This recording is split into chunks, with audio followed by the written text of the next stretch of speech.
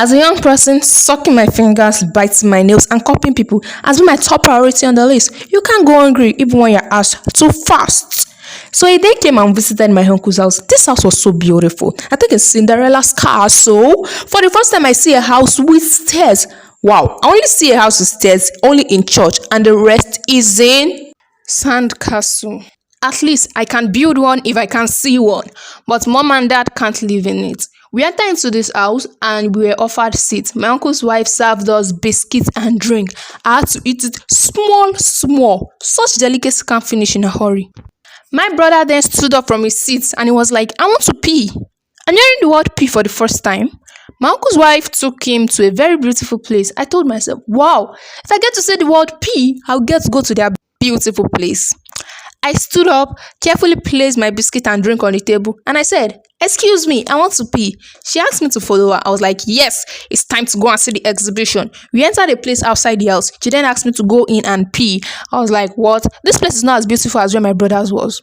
When I entered, I saw it was a toilet. I didn't feel like win-win. I said to myself, if my brother had said win-win, I would not be here. I'll be somewhere eating my biscuit and drink. Now I have to pour water inside the toilet because she's waiting for me outside. So the next day when I got to school, my English teacher, whom I would call Mrs. Cantas, gave us English assignment, which I didn't even remember until the class captain stood up and said something like, submit your assignments now. Auntie wants to mark. That's the way assignments have been collected here. You don't go and submit it by yourself. Someone has to stand up and shout before the whole class will remember that, yes, we have to submit an assignment. I was like, really? Are you auntie? Why can't auntie ask herself? Did she even give us any assignments? So she then started collecting the books from my other classmates. My teacher, Mrs. Counters, asked him to count the books. We were 18 in class. He counted 17 and was shouting, who has not submitted this for assignment? I didn't even answer. My teacher then started calling names of people. I was saying to myself, Esther, you are finally dead. Instead of you to talk, you did not talk. Now in your life, you never do this again if you come out of this class alive. Everyone that heard their names were seated. I remained standing. She then asked me, Esther, where is your book? I forgot it at home, ma. And you cannot talk? She then gave me 2 strokes of the cane. He did not even pay me, even though I could only use one hand to do other things because my left hand was red and swollen. She then asked me to sit down. I sat down and was looking. At least she did not catch my lie, I said to myself. After teaching, she gave us classwork. I didn't even understand the example. Now talk less of classwork. She then left the class. Finally, I had the chance to copy from, let's call him J. J didn't even cover his book. I was just copying. When our teacher got back, she asked all of us to submit our books.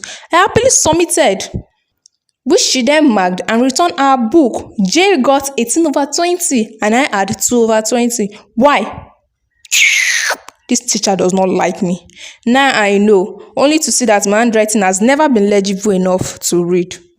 When I got home, a friend of mine came to play in our house. She brought a baby, which we call doll. The doll looks so beautiful. It has real hair. You could wear clothes for it. I wanted one of those.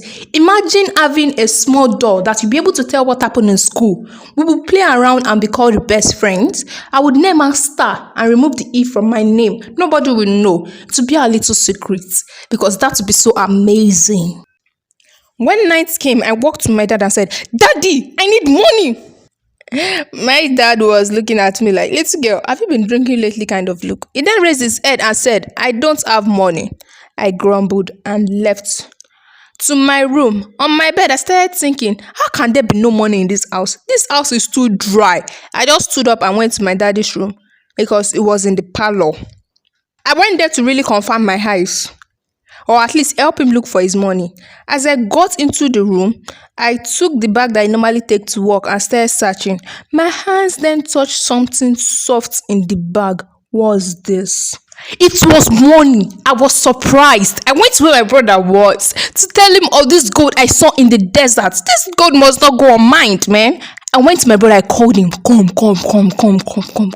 There is money in my daddy's bag. My brother was like, so? I was like, It seems you don't understand what money can buy. I'll be able to buy the doll I want to buy. I'll be able to buy the clothes I want to buy. Nothing will stop me. I won't be running errands for my classmates. This is money. After After talking in my head finish, I decided to try again. You know what I'm saying? There is money in my daddy's bag. Oh boy, did I know my daddy was at my back. My dad was like, Esther, what did you just say? I said, Daddy, I saw money in your bag. He was like, shut up! Do you want Steve to come and attack me in this house?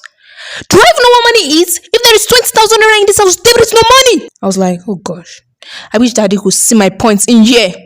I went to my bed, lay down straight on my bed, and was thinking, why is it only in the room of adults that money normally appear to? Am I not a person? A little guy then appeared on my shoulder and was like, Esther, I don't want to interfere, but think of all the dolls you could buy. Think. The drinks you will buy, biscuits. Your life will be so much better. And it was making sense to me. So I was like, yes, well, okay. I'm not going to let it go. They said, opportunity come but once. This is my opportunity. Immediately, I sneaked into my daddy's room. Get ready for Esther 2.0. When I got into my daddy's room, I removed the money from the bag. I just grabbed 1,000 naira notes and get out of that place sharp as I could.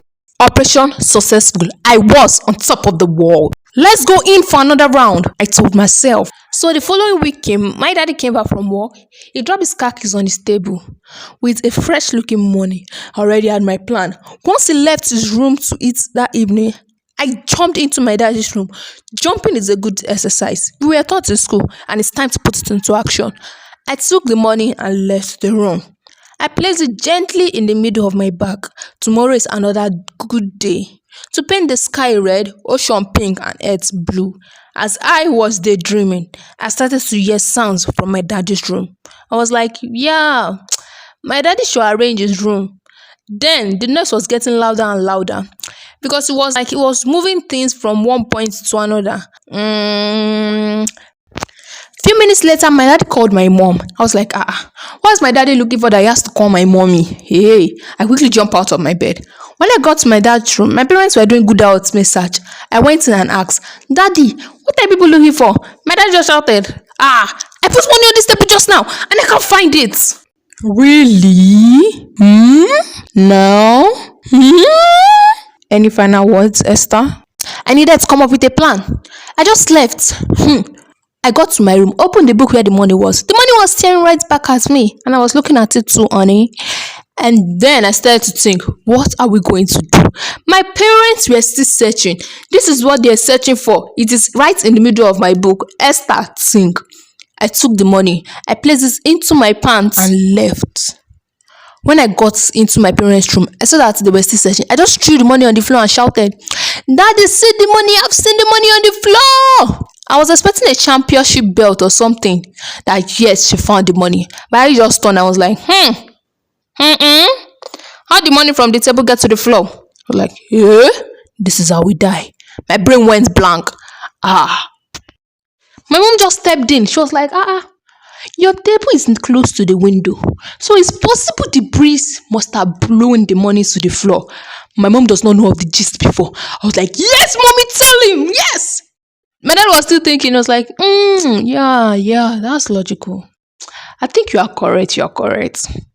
My dad believed my mom. If it were to be me that said those words, I'll have to go and call the breeze and ask it how we operated. And finally, I'll finally die the die I've been talking since the beginning of this video.